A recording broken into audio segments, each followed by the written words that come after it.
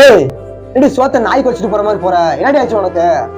உனக்கு சோறாக்கி போட்டுக்கிட்டு உங்க அம்மாக்கு பீ மூத்தர் தள்ளி போட்டு உங்க அப்பனுக்கு துணிமணி துவச்சு போட்டு இருக்கிறதுக்கு எனக்கு கல்யாணம் பண்ணிட்டு வந்த. உனக்கு உன் பொண்டாட்டி வேணும்னு நினைச்சினா உங்க அம்மாவை கருணை கொலை பண்ணிரு. இல்ல எனக்கு எங்க அம்மா தான் முக்கியம்னு நினைச்சினா நான் எங்க அம்மா வீட்டுக்கு போறேன். பா, அம்மா அப்படி இருக்கிறது எனக்கு ரொம்ப கஷ்டமா இருக்குப்பா. கண்ணால பாத்துட்டு என்னால இருக்க முடியலப்பா. அம்மாக்கு ஊசி போட்டு ஏதாச்சும் பண்ணிடலாமாப்பா? என்னடா சொன்ன?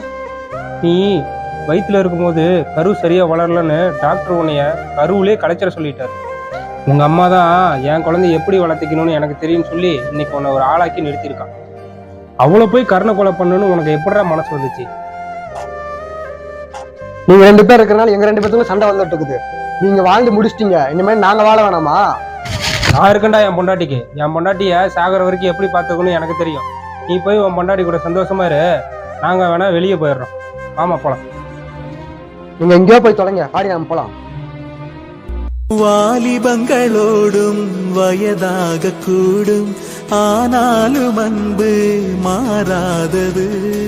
மாலையிடும் சொந்தம், முடி போட்ட பந்தம், பிரிவென்னும் சொல்ல அறியாதது.